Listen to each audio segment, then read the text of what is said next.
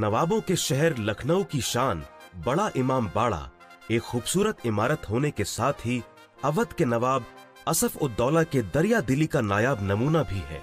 क्या आप जानते हैं कि नवाब साहब ने बड़ा इमाम बाड़ा का निर्माण इसलिए कराया ताकि उनके प्रांत के लोगों को रोजगार मिल सके और कोई भूखे न मरे। 17वीं सदी में अवध प्रांत में भीषण सूखा पड़ा। एक लंबे समय तक पड़े सूखे का असर ये हुआ कि लोगों की खेती बाड़ी पूरी तरह से चौपट हो गई। बहुत से लोगों के पास न खाने को अन्न बचा, न ही कोई रोजगार का कोई साधन। जनता को इस परेशान हालात से निकालने के लिए शुरुआत में बिना इमारत के किसी नक्शे और प्लान के नवाब असफ उद्दौला ने सन 1785 में इस इमारत के निर्माण का काम शुरू किया। मकसद ये था कि सभी को रोजगार मिल सके, लेकिन समाज के गणमान्य लोगों के लिए दिन के उजाले में मजदूरी का काम करना उनके शान के खिलाफ था। ऐसे में यह प्रावधान रखा गया कि आम जनता दिन के उजाले में इमारत की मीनारें बनाकर तैयार करे और रात में कम रोशनी में प्रांत के गणमान्य लोग इन मीनारों को तोड़ने का काम करें।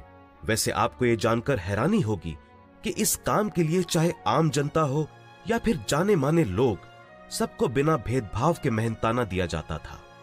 इमारत की दीवारों को बनाने और तोड़ने का यह सिलसिला 10 साल तक लगातार चला, जिससे 20,000 लोग जुड़े हुए थे।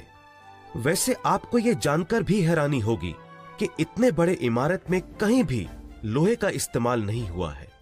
यह वाकई हैरत करने वाली बात है कि इमाम बाड़ा के मुख्य हॉल की लंबाई 50 मीटर, चौड़ाई 16 मीटर और ऊंचाई 15 मीटर है। फिर भी इस हॉल के छत को सपोर्ट करने के लिए कोई बीम नहीं है। यह विश्व का सबसे बड़ा इस तरह का गोलाकार इमारत है।